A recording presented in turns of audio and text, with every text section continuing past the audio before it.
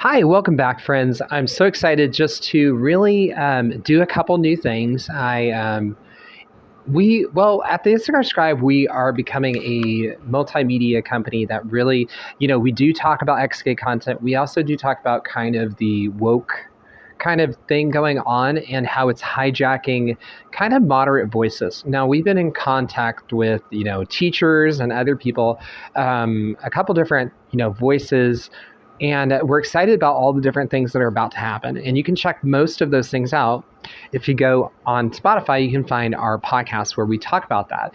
And it's really interesting when we, are talking about these things that because of this going on, it really allows us to really have really a market that we didn't have before. And I think it's really important when we have these things to really see that one, it is legitimate and it is important to understand that these things, they're really important. And I think that when you are LGBTQ and you do have kind of these conundrums that happen, especially with our recent, statement, I do find it shocking that Brandon Robinson, the other day they came out with a statement of how he's going to have these open talks. But when people actually bring up concerns, it is interesting how he shuts down conversation. I think that's really kind of a red flag, especially if, we can say that he's right and we'll say that all of his points that he believes are completely right. I still think that it's disingenuous for him to have his case, like I have talked about again and again on Jubilee, where he says ex-gays don't exist. I don't think that gender studies really state that, and I don't think that this is really like something helpful. Now, in light of that, there are a lot of things going online. We actually added some new things on our Patreon. So you can go down to our Patreon and you can find links and resources. We have just added a new section where right now we have 4 different resources. Gilbert Gonzalez TV we have added, as well as Blair White Project and 2 others. And there's all sorts of really podcasts that have been going on for a while and people that we follow on social media. So what does this mean?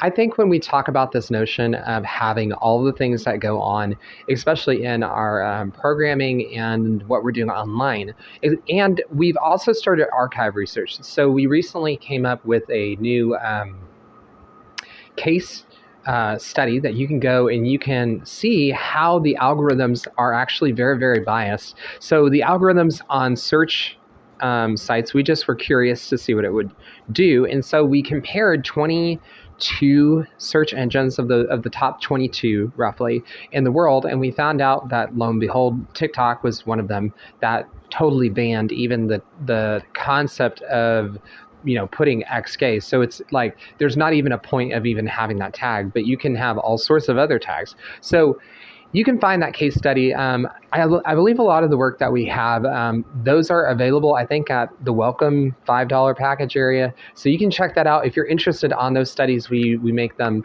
for our time. It takes dozens of hours to really sort through these things and to really make that available. And so we really approach it from an analytic framework of, are there things online and that we're seeing that really talks about the ex-gay journey? Now, we also, in our podcasting for Awake America Now, we talked about kind of a topic where people tend to think that ex-gays are only Christian or Muslim, and that's actually just not true. And so you can go hear that. I believe it's coming out this month. So rather, yes, this year. And we have podcasting that's starting to, go through. Now, in light of that, because we, are taking theological points, we are actually starting to look at Brandon Robinson's things. We're going to be actually making a review very soon on our podcast on Brandon Robbins. And, what does he offer? And I think he does quite a fair job at a few areas, but the one area that I don't think he does a good job is in this particular area. And that's the reason why, well, we are calling to question this statement of that people don't exist. Just because you think that people should or should not exist, I don't know if that actually gives you the right to do what he's doing. And so this is a question, as well as several other questions that are starting to develop. There's kind of this online brewing activity right now that involves really people being able to have conversations, and we see this with the Jubilee. It's really important that we are able to see both sides of the coin and also the benefits. And I think that some parts of the Jubilee, especially with Brandon Robinson, there are some things that he's brought up that are admirable that I agree with. But again, I'll cover that on our podcast. And you can catch Charismatic Chaos, I think, is where I'll talk about that on what Brandon Robinson has done in evaluating Brandon Robinson. But in light of that, it's kind of like there's one thing to believe, that it's okay to be gay and homosexual and to live your life like that. And I think that a lot of people, that's a good choice for them because of the fact that they would have gone and like done all sorts of horrible things. And so there's a lot of discussion on that. But even beyond that, I think that it's really important to really value these things and to really have really a clear understanding of what is going on. And I don't think that a lot of times people do. I do think that it mainly, a lot of times people really, I feel people oftentimes focus on it's a sin or it's not a sin, and they lose sight of any other like redeemable thing that's going on. And I don't think it's helpful to take that standpoint to just try to quickly point out sin and that being the end all say all. I just don't think after, being involved with several different ministries of different types, I don't think that's really, really helpful. And I think the best thing that we can do is to really start having these conversations very openly.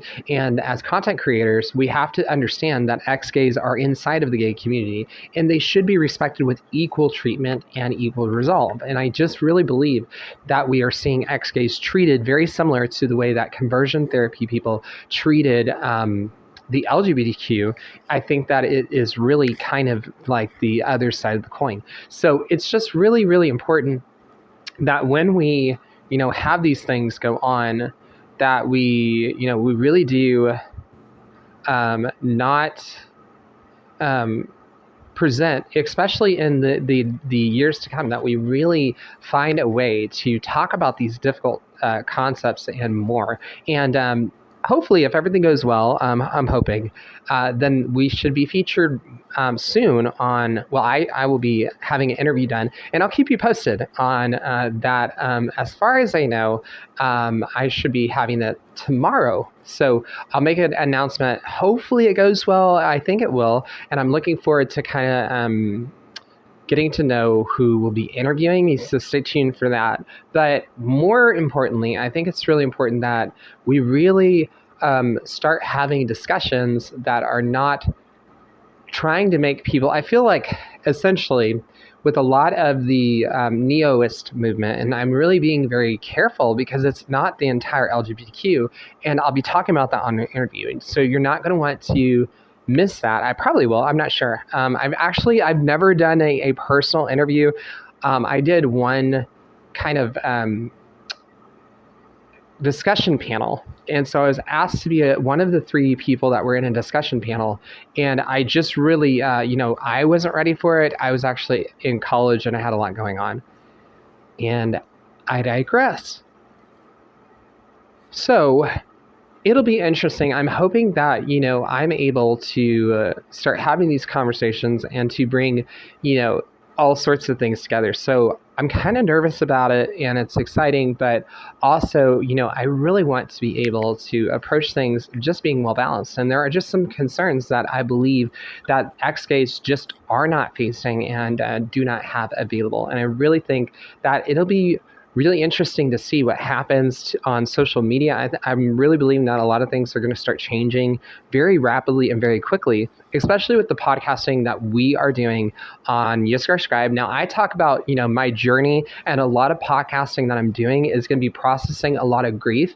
And I'm doing that because of like the podcast I released yesterday on vlogging, because it is actually like healthy for me to do that. And the things that I'm responding to, I've actually thought a long, long time about them. And so I'm excited for all the things that are here in 2024. As always, you can find our ways to support us if you like to support the work I do here on the Yiskar Scribe as an archivist and conservative queer theorist.